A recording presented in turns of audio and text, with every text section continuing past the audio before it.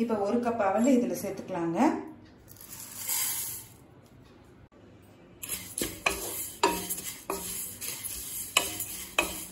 இப்போ அவல் நல்லா கிறிஸ்ப் ஆகிற வரைக்கும் வறுத்துக்கலாங்க. இப்போ அவலை நல்லா வறுத்தாச்சுங்க.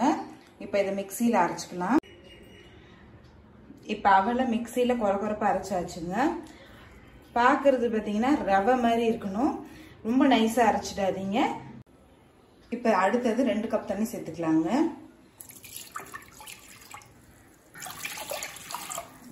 ஒரு கப் அவலுக்கு நான் 2 கப் தண்ணி சேர்க்குறேங்க. இப்போ அரைச்சி வச்சிருக்க அவலை இது கூடவே சேர்த்தாச்சுங்க.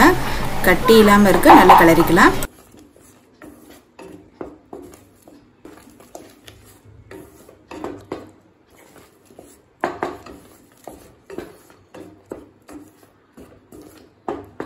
இப்போ அவல் நல்லா வெந்துருச்சுங்க.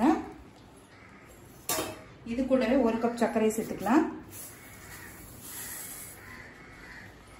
கொஞ்சமா நெய்,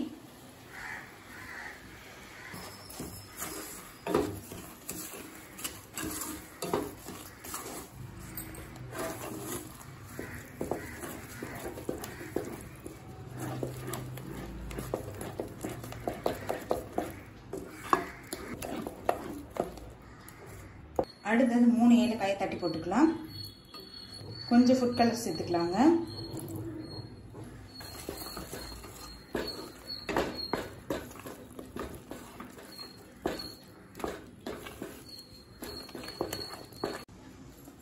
ஃபுட் கலர் நீங்கள் விருப்பப்பட்டா சேர்த்துக்கலாங்க.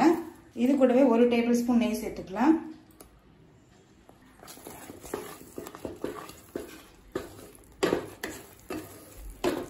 இப்போ அடுத்தது நெய்யில் வறுத்த முந்திரி திராட்சை இது கூடவே சேர்த்துக்கலாங்க. இது கூடவே கொஞ்சமாக நெய்,